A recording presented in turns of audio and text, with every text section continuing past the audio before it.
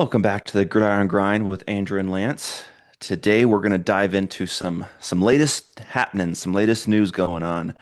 There's some cool stuff going on in Vikings world.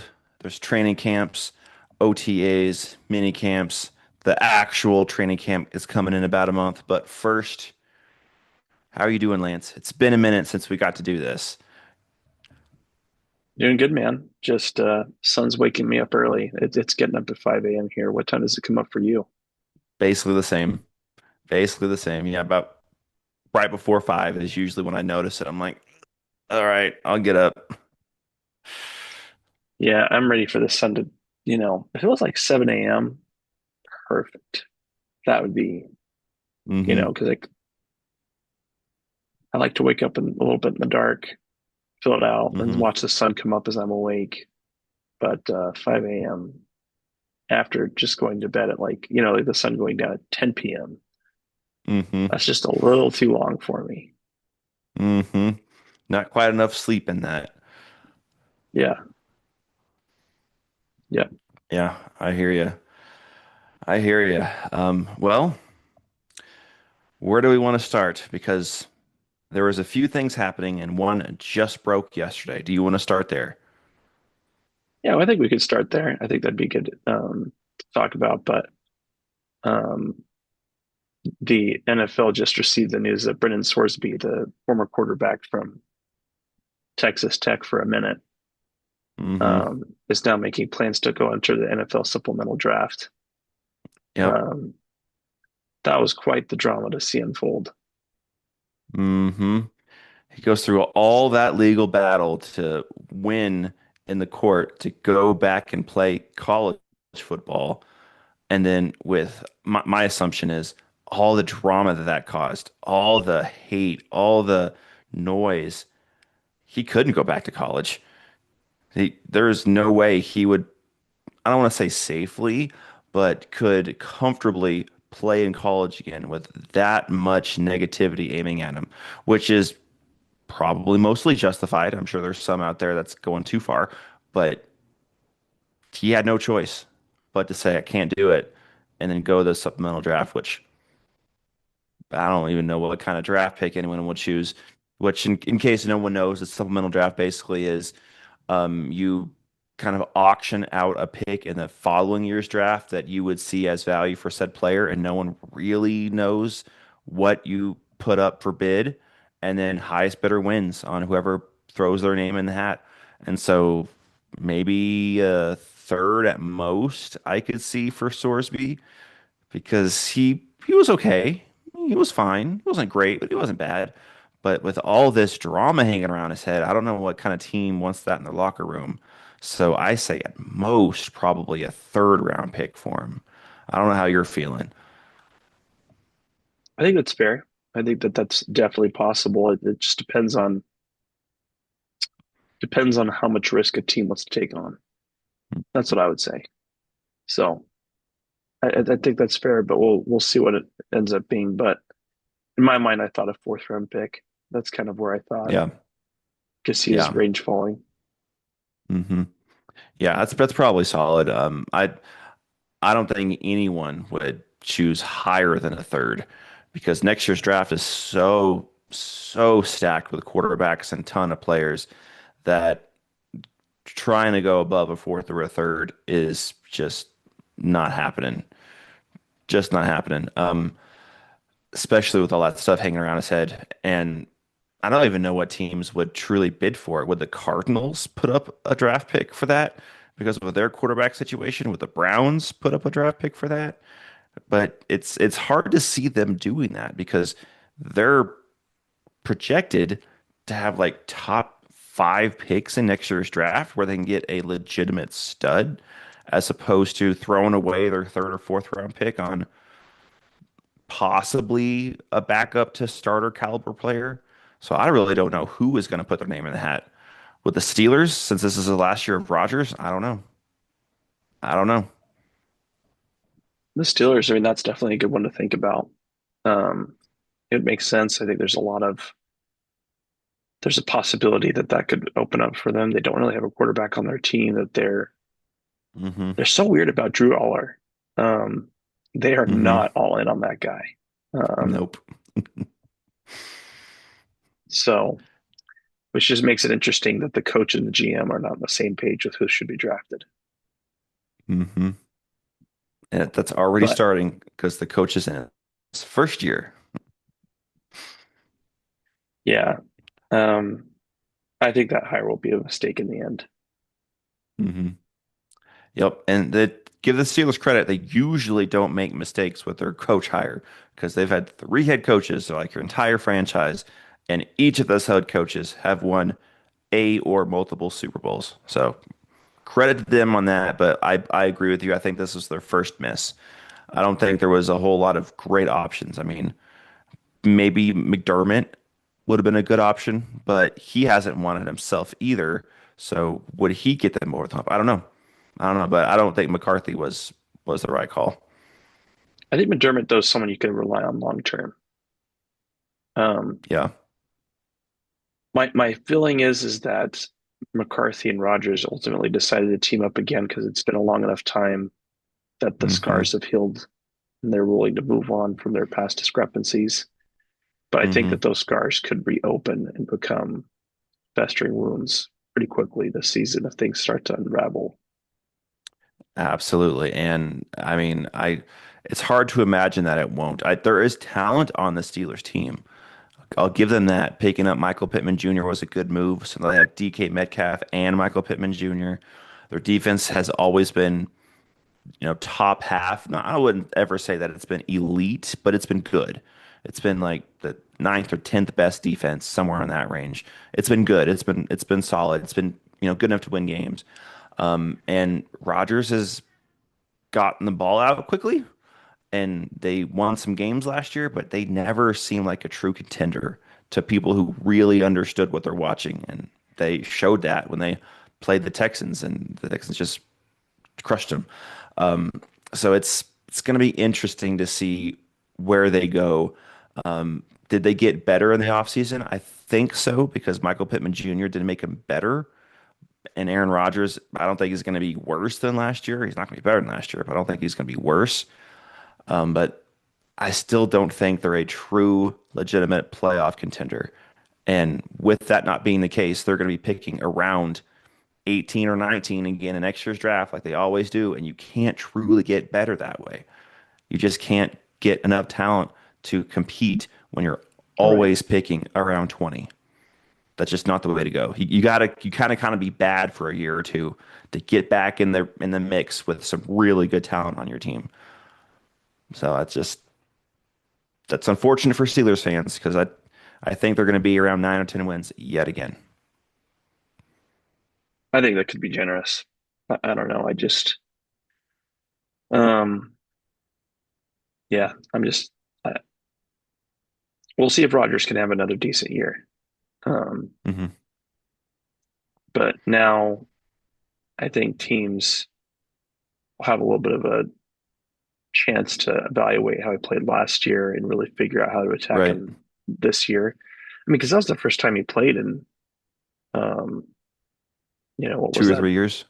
Yeah, 2 or 3 seasons just between everything that Hmm. happened over the past little bit.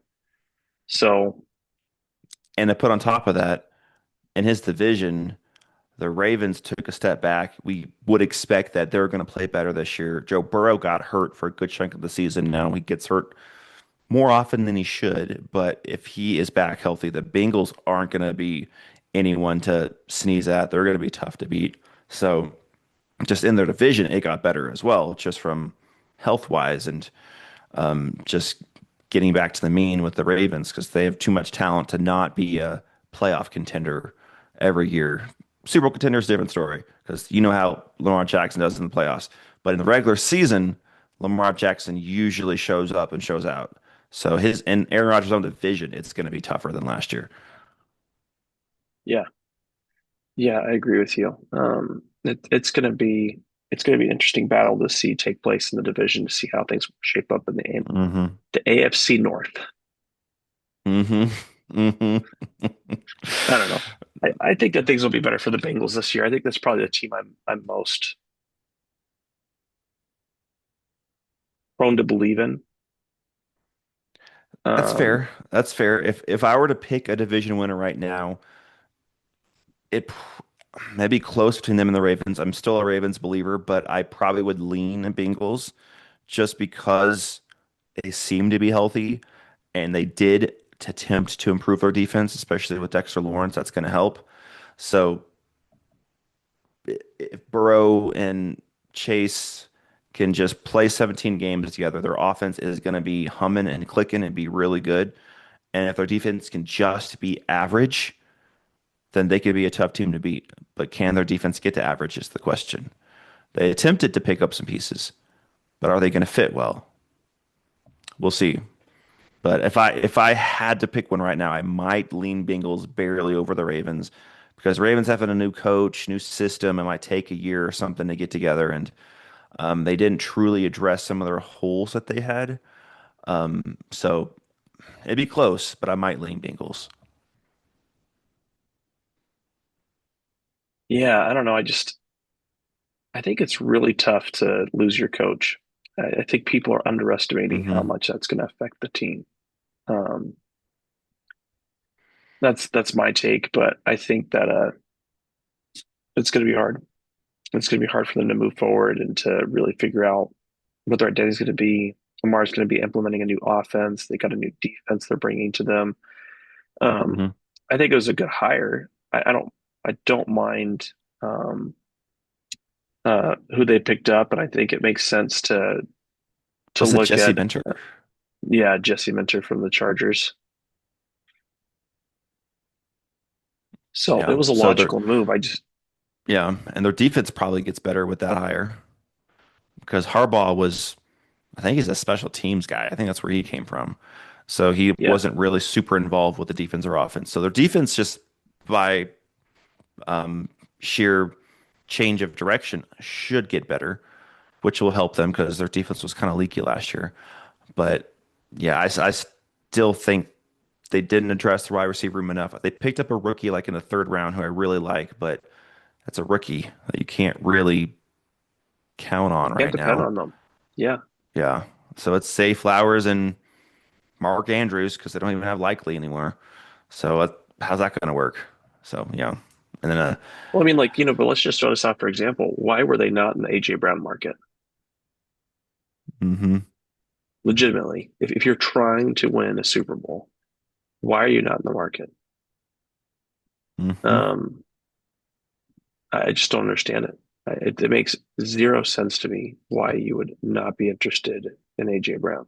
Um, hmm I mean, it's like the Chiefs, I think makes sense because the fact they've already invested in most of their players. And you let Linderbaum walk. You did pay Hendrickson. You didn't trade for hmm Max Crosby. So, You like, you tempted should to, have, but yeah, but you have draft capital. It's not like you hmm don't have the ability to go out and make that trade. Um, maybe Brown wanted to go to the Patriots. I'm just surprised that they didn't make a bigger run. I mean, we heard the Jaguars made a run. We heard the Rams made a run. So hmm I'm confused why the Ravens didn't push harder. I just as long as that wide receiver room is in the condition it's in, I don't believe it. I don't believe it could be something that's going to take them to win a Super Bowl. It's so Yep. tough. You have to have a receiver core that's adequate enough, and you can want to be the Patrick Mahomes offense, but that's Patrick Mahomes. And hmm I think Jackson's overall a good player, but he's not Mahomes. So I guess I'm just confused about why this offseason I felt like they were so indifferent with that position. And, hmm Likes is gone. They didn't really replace him. They also I forgot that the tight end they lost to the Chargers. Uh, ooh. Thinking of what you're talking What's about. I his think it was name? their blocking tight end. Kohler, Charlie Kohler. Yeah. Yep. I was thinking of Comer or something, but yeah, Kolar. Yep. And even the Chargers got David Njoku. So, Hmm. they made moves to make their offense better. I just question what they're trying to do. I just it doesn't feel clear to me. And I realize I'm sounding like the beat up on the AFC North guy right now. I just yeah, it's just scratching decisions. So Yeah, well, whenever you hire a defensive coach, he has sway in who you decide to go after. And of course, he's going to say defense, defense, and run the ball. So they drafted the guard from Penn State, who I like that draft pick in the first round because he is a really good player. He's going to really help that O line with the missing of Linderbaum. So I'm not saying that's going to be a one-for-one replacement, of course, but it's going to help out with that loss. But when you have a defensive coach, that's what you do. So that's why they went out, attempted the trade for Crosby, which didn't go through. Then they went and got Trey Hendrickson. So their defense will be pretty solid. But yeah, defensive coaches don't worry about receivers and quarterbacks or anything like that. So that's just how it went. And now they're gonna have to pay for the ramifications of Lamar having to run for his life and make everything happen himself, which at times he can do because he's that good, but you can't rely on that every game and every play. Just not the way this right, NFL works. yeah, yep, I agree. Well, if you're a betting man, where do you think Sorsby's going to end up? Oh man. I think the Steelers make sense. Because I think he needs to go to a team where he can sit for a year or two and see if he can develop into something because he's not going to start this year. So one of my thoughts was maybe the Colts because of Danny Mhm. Dimes possibly missing some time and then he could play immediately, but I don't think he's ready to play immediately. So I don't think that makes the truest of sense there. Man, that's tough to say because Cardinal situation is a mess, but they're going to draft high, so they're not going to give up a pick to pick up a quarterback they won't use. Let's see.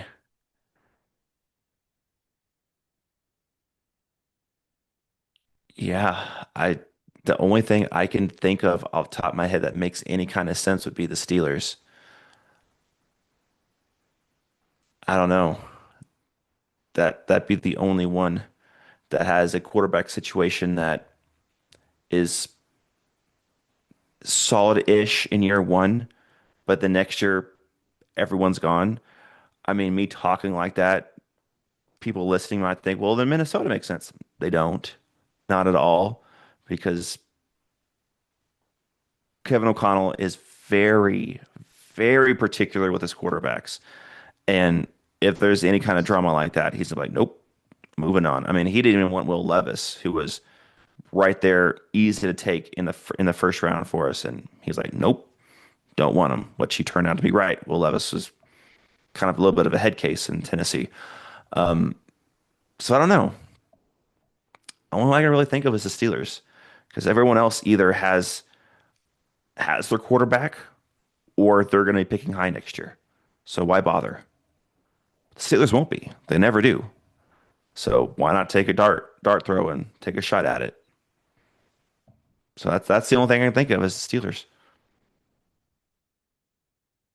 Do you have any Yeah, different thoughts? I'm trying to think through who it could be. I know I've heard rumors that the Eagles might do it, but that seems odd to me. Um, Hmm. I mean, maybe there's something I'm not aware of. Maybe Sorsby ends up getting suspended by the league. But I'm not feeling like that's going to be the case. Um, Hmm. but Yeah, I don't know how they could suspend a player that wasn't playing for them. I don't know how that would work. yeah,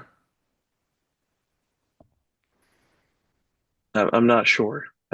It's tough to say. I mean, it, the one thing I will say is that Sorsby didn't just do things that were unethical. He did things that were illegal, Hmm. which puts him into different territory than other things. Um, Hmm. because the league has taken action on things that were just inappropriate, not necessarily illegal. So we'll see Yeah. what that ends up looking like. Um, Yeah, I mean that whole situation with him in college was so interesting. I cannot believe how hard the Hmm. Texas Tech Red Raiders were doubling and tripling down on trying to get him to play for the team this year. Um, Hmm. I think honestly, the ultimate crux for why they chose to, or why he chose to go to the NFL was the Big 12 stepped in and said, we're going to suspend him under our bylaws. And I think Texas Tech and Sorsby couldn't find a way to make that work and get around it. I think that the Big Hmm. 12 had the authority to leverage it, and it would have been a separate case from the NCAA. And then you'd have to go through the legal battle again just to beat the Big 12 to be able to play. And, court cases is a lot like rolling dice. So you won that first Yeah. time. There's absolutely no guarantee you won the second time. So you could either gamble it, see if you could play and lose, and then sit out a year. Not Ironically, gamble it and see if you could play. see, he's addicted to it.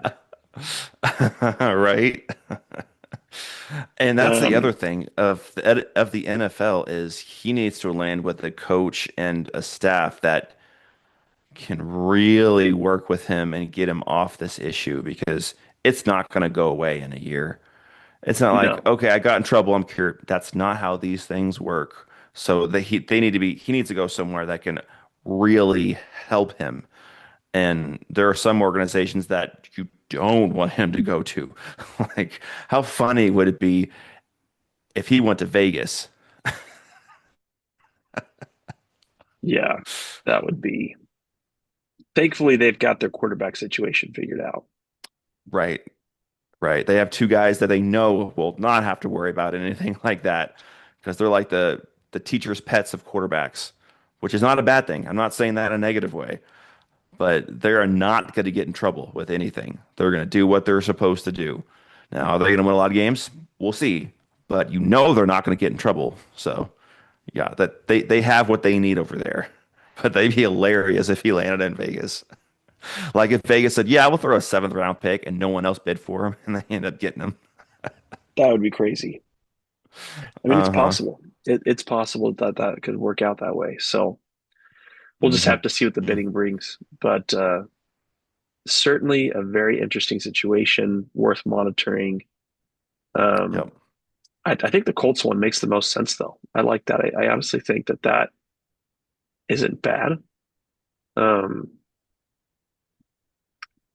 yeah, we'll just have to see what happens. I think Shane Steichen is a better coach than people give him credit for. I think he's had some unfortunate luck revolving around the quarterback position with the Colts. Um, Mm-hmm. I think the big issue that's happened there is Chris Ballard and Steichen together, however much each person invested, agreed to go with Richardson, and that was a bad choice. Um, Mm-hmm. from the very beginning, I said that Richardson was not going to be an NFL starting quarterback, and I think that that's proven out to be the case. He's mentally immature. He doesn't have a good enough arm.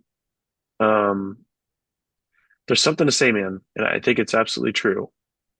Don't take your chances and don't move on to the next level of something until you've mastered the previous level. And he didn't master the previous level. He got Mm-hmm. just good enough to get popular, ran to the NFL in order to get that big contract. And congrats, you got a big contract, but now you're not going to get that second big contract. Mm-hmm. And that's where the real money comes in.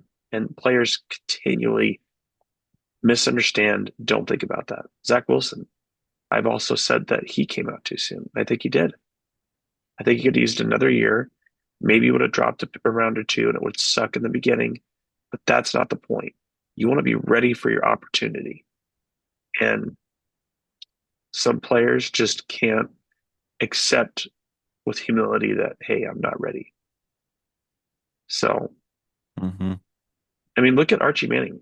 He could have totally come out this year in the NFL, but I think most people would say, Yeah. you're not ready. You're not ready. You're just Yeah. started to get your feet under you. You need another year. You need to process. And I think that's the Mm-hmm. problem that players have. They're so enamored by money that they end up making short term bad decisions that have long term Mm-hmm. impacts. And with Richardson, I think he was right before the NIL. I think that timeline made sense. I think he was And I right think before. And And I I think think that that that's changes why, a lot of things nowadays. and I think that that's definitely part of it. I mean, the one thing I would say is that even before NIL, if you were a starting quarterback for a team, Yeah. you were You, not you, you like got compensated. You got compensated somehow. there were things that happened. It's not like Hmm. life was unbearable. Life could be Yeah. better. Life could be more Hmm. enjoyable. I mean, I'm not saying that, but I think it's a bit disingenuous to say, living on scraps, didn't have what I need. I mean, they opened up the Hmm. food halls to these players. They paid for their housing. They gave them a stipend. Like those things, Hmm. in some way, shape, or form, were happening. Were they happening to the level they should be? I would say no. I would say that the NCAA should have just owned it from the beginning. And if they would have, they could have created the system they wanted. But they were just of the opinion we're not going to pay these players. We're going to just take advantage of the work they're doing without really having to fully compensate them. And that, in the end, was a bad Hmm. trade off by the NCAA. Yep. Yep. But I just think I think that it's a little silly to me how much I hear that now they can live, and I just think that I think that might be a lifestyle problem more than it might be an actual problem, if that makes sense. Hmm. Hmm. Absolutely.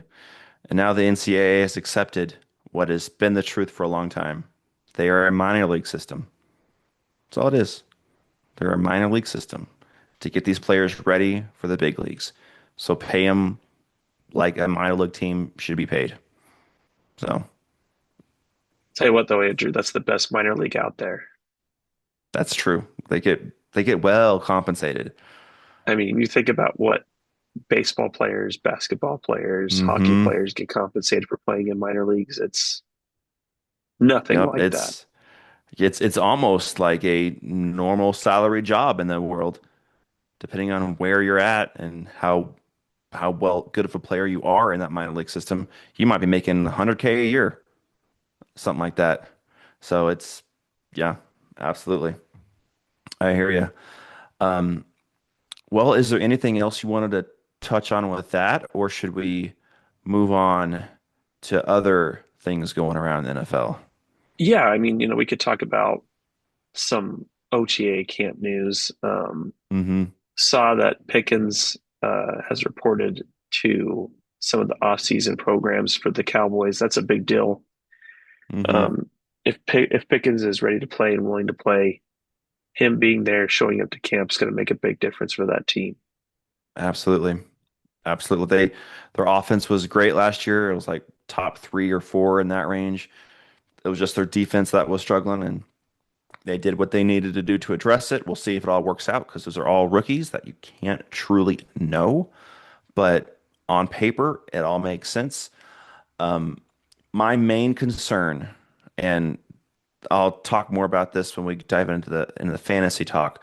My main concern with the Cowboys is, have you seen the running back room? Javonte Williams is solid, but after him, there is literally a void of nothingness of guys you've probably never heard of. They have not addressed their backups. And my concern with Javonte Williams is they gave him so many touches last year. He already has had some knee issues in the past. Just the data goes to show that whenever you get a ton of touches, the next year you either are a little bit worse as a player or you get hurt. So I don't know how that running back room is going to go. They haven't addressed it the way they should. That's my really main concern with the Cowboys because their defense should be improved because of the moves they made. Will it be top 10? No. But will it be average? Possibly. And that's really all they're asking for.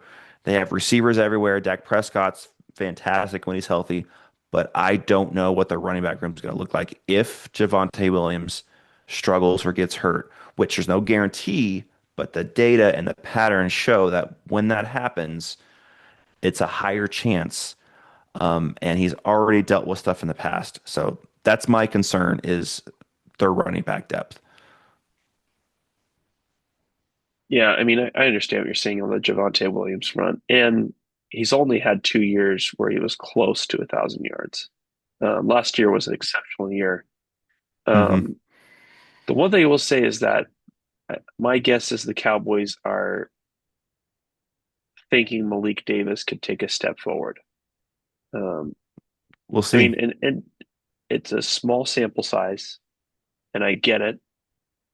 But he did average um, 4.8 yards per carry last year. So there's some development there. And he had 250 yards. He had 52 carries. So I could see why they could think he could take off. And then the other one is that, and who knows, but Jaden Blue was someone that was high on my radar a couple of years ago. And Hmm.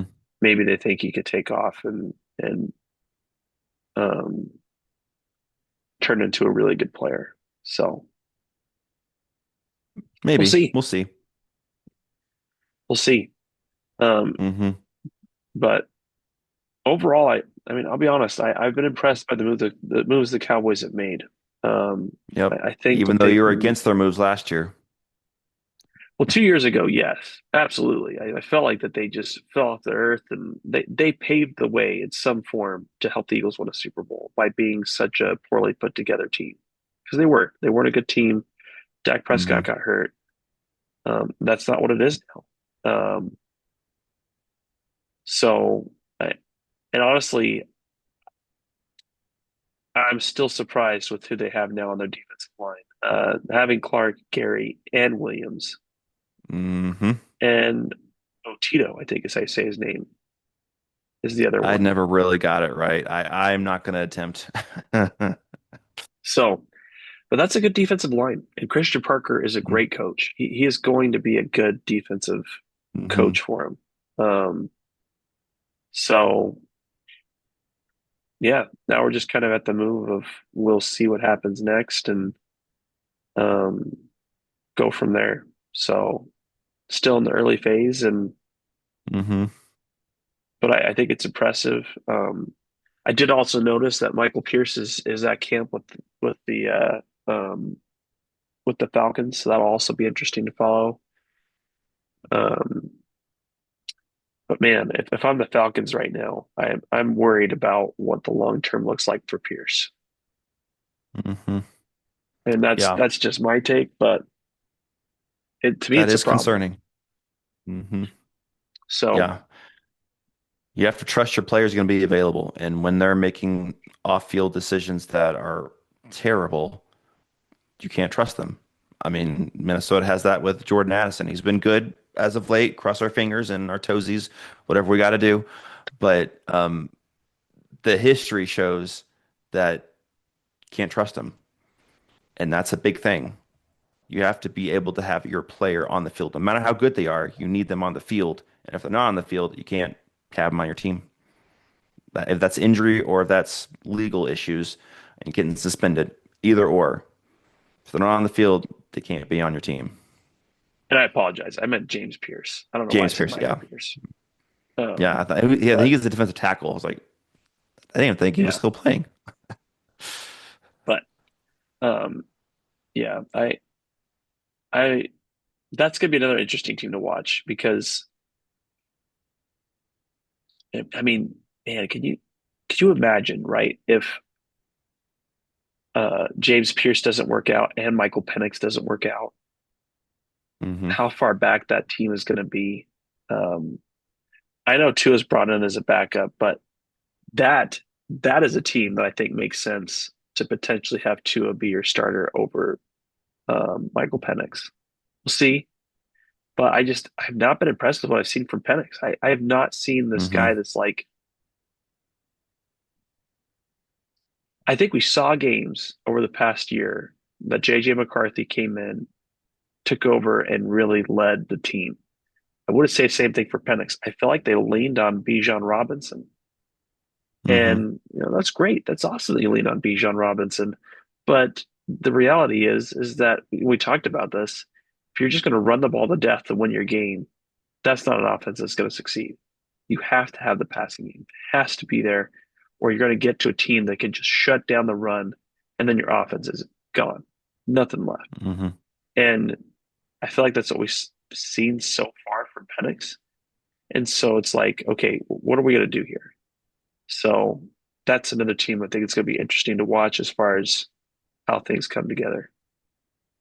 Absolutely. Absolutely. You need to have a balance. The same goes for if you pass too much, you need to be able to run the ball some. It's always need to be a balance. It's a marriage of the run and the pass. It's not only one. So yeah, and Penix was always a head scratcher when they selected him with like what was it, the ninth pick or eighth pick, whatever it Yeah. was. People were Yep. like, wait, what? Because they just signed Kirk Cousins. They could have gotten like a legitimate pass rusher there, but instead they selected Michael Penix. And it was like, huh?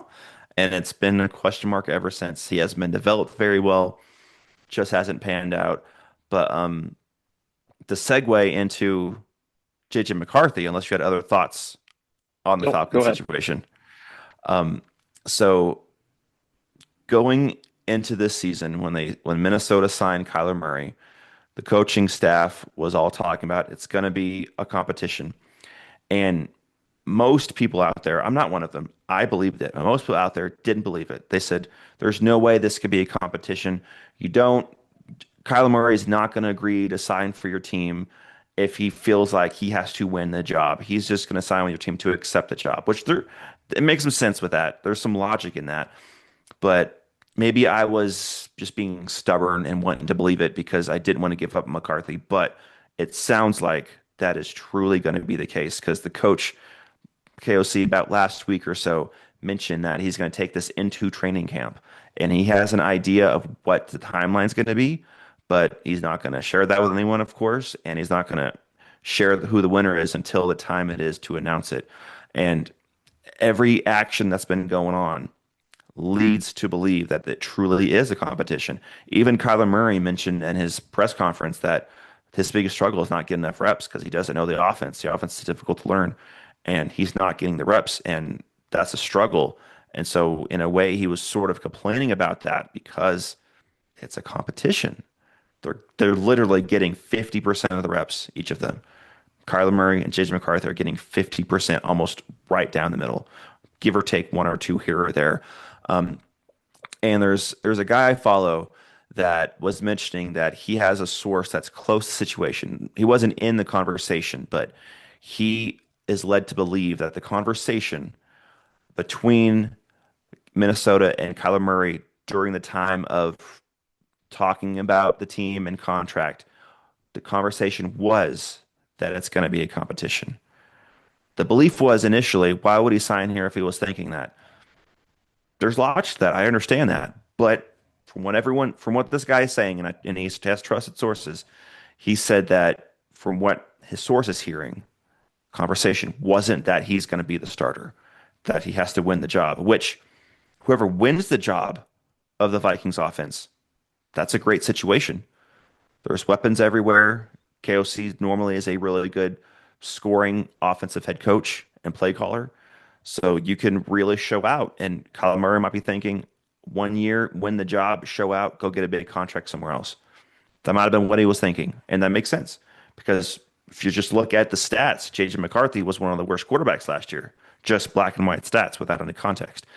But going back to OTAs and minicamp so far, I'll preface this by saying that Kyler Murray doesn't know the system yet. He's behind a little bit, and he doesn't fully have chemistry with his receivers yet. But JJ McCarthy kind of has outplayed him so far. It hasn't been by a lot. You can't truly tell with just half speed practices and mini camps and OTAs. But Kyler Murray has thrown a handful of interceptions in these practices. Again, he doesn't know the system, he doesn't know the full route concepts. But the thing I circle back to on that is this is half speed. These practices are designed for the offense to thrive. And if you're throwing passes that are too deep or a little off target or that are getting tipped, which is a concern for Kyler Murray, that that's how's that going to look when the fur is truly flying and the pads are on and there's a pass rush and everyone is legitimate competing against each other as opposed to OTAs when they're just kind of going through the motions on defense, not really trying to hit people. I don't know. That gave me a little cause to pause, as Stephen A. Smith would sometimes say. Um, so I don't know. I think So now Minnesota's off until training camp, which starts, I think, 1st of August. But if I was going to guess right now, and there's reports that say it's still a mixed bag, it's truly hard to say. But I'm feeling like just from the reports from training camp of some of these things, JJ McCarthy might be slightly winning this right now, which to me isn't a surprise. To you isn't a surprise. To the world, it is. It's a shocker. Like, what? No one really truly understood what was going on. And I don't know. McCarthy's looked better. His mechanics are sharpened.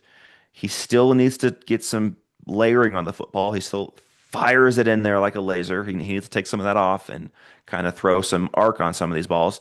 Touch, have a little touch on it. Kyler Murray's good at that part. He's had better touch than McCarthy has. But everything else, McCarthy's kind of been leading in that clubhouse, in my opinion. So it's very interesting to see. We're going to see how training camp goes. And it kind of sounds like KOC is going to take this until about the first preseason game. Then after that first preseason game, which I believe is against the Giants, like August 16th or something, after that one is complete, then he might call the competition, which makes sense because there's still some time to build an offense around whoever wins. And then as long as you don't go back and forth on that, you just say the winner, move forward with that. That's solid. And if that's Kyler, awesome. You have to build it around a mobile quarterback that can't truly see over the O line.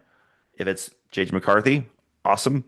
You got to build it over someone who is young, doesn't fully understand defenses all the way yet, and needs to work on some of his layering. But you can do that with the 2 or 3 weeks left of training camp if you decide the winner after the first preseason game. So all that I agree with. It sounds solid. I like what I'm hearing. I believe J.J. McCarthy is slightly winning right now. That's just my opinion because, like I said, if you're struggling on half speed practice, how is that going to look full speed with pads on and a pass rush? That's my concern. So we'll see what happens. But that's some OTA minicamp updates from the Minnesota side, and they made some personnel changes, which I'll get into later. But it's kind of interesting what their front office looks like now because they have 3 to 4 ex assistant or ex actual GMs in their staff. So there's a lot of talent in that front office staff now. It's really interesting. Yeah, I mean, I'm definitely really interested to watch what happens with JJ McCarthy and Kyler Murray. And it's August 15th. That's y'all's first 15th. Okay. preseason game. Okay. So, which is weird. That felt wrong to me. I was like, man, that feels late. But no, that's true. It's August 6th is Mhm. the Hall of Fame game, and then the 15th will be the first game for you guys. So, that will be interesting to follow. But it sounded weird to me when Kyler Murray made those comments about not getting enough snaps. Mhm. I don't know. It just kind of felt weird to me to vocalize that. But um, I think it depends on what he felt like he got from the conversation. If he really felt like he was going to be the starter, then I think Mhm. that the feelings are more justified. Whereas if he's just trying to win the job because he wants to win the job, that I think is less understandable. So Yeah. And to give him a little grace, the question was asked to him, what is the biggest thing you're struggling with this offense? And the logical answer is I haven't had enough time in it. So I haven't had enough snaps. I don't feel like that he said I'm not getting enough reps as a full negative connotation to what the coaching staff is doing. I just think it's a tough situation to be in for someone who doesn't know the system. So that was just an outwardly honest answer because I watched that and which Kyler Murray is usually pretty stoic and doesn't really give off too much emotion, but it didn't seem like he had any negative feelings around it, just that he was answering the question to the best of his ability. And that is a true statement.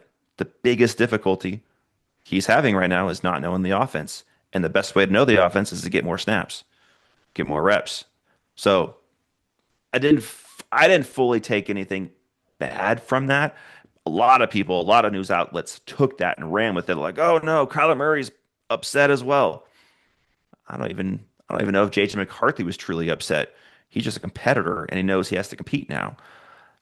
People take things out of context way too quickly. So I think that particular quote that the media took was a little out of context because that's just a true statement. His biggest struggle right now is not knowing the offense. And the best way is to get those reps, which he's not getting because the coaching staff wants to split a 50-50. Now, whether they vocalize that ahead of time, totally different story. I have no idea if they truly did that. Maybe they promised him the starting job and then he's competing 50-50 snaps. He's like, well, what's going on? Maybe. But his answer at that press conference was just honest. That's his biggest struggle is not getting enough reps in this system.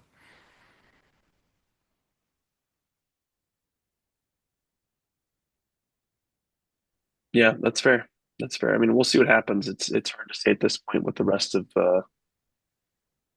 camp will look like. It's just something definitely worth Hmm. monitoring. So, Absolutely. um, yeah, I know from the Eagles side of things, they've started OTAs. One thing I've been surprised about is that the comments have been from reporters that the offense could not look more different. Yeah. Yeah. That makes Um, sense. The Packers offense was a different kind of offense. They spread it around a lot. yep. They don't focus on one player, and they do really count on the run game. So yeah, that makes sense. The one part I keep hearing that's so interesting to me is fans have been saying that losing AJ Brown is addition by subtraction, but reporters have been pushing back so adamantly saying it's just subtraction. And Mm, I feel like I'm caught up in both worlds. I could see both sides. I could see the side of yeah. you're losing an elite player. How do you make up for that? But then the side I see is the drama that was there for especially last year was so significant and so distracting. Hmm. You really want to sign up for year two of that. Hmm. Um, I think the other part too that's hard about AJ Brown is there were times he was so mentally checked out. It seemed like that it affected the flow of the game. It affected the offense. And is that really better to have from a talent standpoint than it would be to have someone that's fully invested, willing to go give full effort in that Hmm. spot? I feel like the Eagles did the best they could to replace AJ Brown. Will they be able to replace him? No. But they picked up three wide receivers to specifically offset one wide receiver. I think that's a great strategy. You know, I look at what the Hmm. Titans did when they let AJ Brown go. They drafted Traylon Burks and they expected Traylon Burks to be AJ Brown. That was a Yep. massive mistake. That was a Hmm. massive, massive, massive mistake. And the Eagles are not doing that. They did get Mekhi Lemon, but they also have Dontavian Wicks. Um, and they Hollywood also Brown. picked up Hollywood Brown. And so you have this ability to spread the ball around. And you already had Devontae Hmm. Smith on the team. So I'm It's just interested to like see the how this Packers. goes. Yeah, it's just like the Packers. The way this went, when it all shaked out, it's like this is just what their OC wanted because that's what the Packers did. They don't have one dominant receiver. They have a bunch of guys that aren't going to get doubled. They're going to get singled with the safety hanging around, but with not being doubled, they're going to get open from time to time. And as long as the quarterback understands the offense and can find the open guy, it's going to work well. And so he's just taking that offense from the Packers over to the Eagles, and Howie Roseman is setting it up the way that the Packers had it. They have a best receiver, the Packers do. You can say that's Christian Watson, you can say that's Reed, whichever way, but they just have a depth of receivers that whenever someone got hurt, someone just went right in there and played well. And Yeah. that's exactly how the Eagles are set up now. You could say Devontae Smith is their best receiver, yes, but he's not someone that if you lose, you're like, oh no, what are we going to do now? You guys got some depth, and people are just going to flow right into that system. So it makes sense. Yeah. And I'd say the other thing too is that Devontae Smith, I would argue, is better than the Packers receivers. No, for sure, for sure. It's just a similar Um, situation to where you yeah, no, have I a understand. quote unquote best receiver, but it's not going to destroy your team if you lose him. Like some True. teams would. Like Right. if right now with the Patriots, if AJ Brown goes down, well, they're in trouble because the rest of the receiver room's kind of fine. But with the Eagles the way they have, if Devontae Smith goes down, all right, Mekhi Lemon, all right, Hollywood Brown, go out there, get some catches, kind of thing. So, Yeah. I mean, yeah, it'll be interesting to watch. But I've been really interested by the comments. The hmm defense is definitely ahead of the offense at this point. yeah, Reek Woolen has been picking up a lot of steam for attention. Um, mm, he's looked really good in practices, and people are very excited to see what he'll become. So that's some of the early stuff that we're seeing right now. Sounds like the offensive line is receptive to what's happening with the changes and moving from a more straight up man on man scheme to a zone blocking scheme. So yeah, we'll see what happens. It's still too early to really have a sense of what to expect this year, hmm but it looks like that there's some potential for some changes to be made that could be really helpful for the team. So yeah, yeah, we'll see what training camp brings. yeah, exciting stuff. We just gotta hope and pray that there's no crazy bad I word. I'm not even gonna say the word, but no one goes down because both situations that we're looking into, there's a lot of positivity out of it, and we just want to keep that going and have the best season that we can. Yeah, yep, absolutely. Totally agree. All right, well, this was good. We'll have to do our battling the Chris Sims rankings next episode and bring our top 10 rankings. I was working on that a little bit, and honestly, my top five easy to do. I was like, I'm happy with the top five. After that, I was like, oh man, I have like 15 guys that I could see somehow making the next 5 to 10, and I just don't have that much space. So that'll be a lot of fun. We'll talk fantasy coming soon because things are happening. But that's it for today. Be sure to like, subscribe, comment, and we will see you guys next time. We'll see everybody.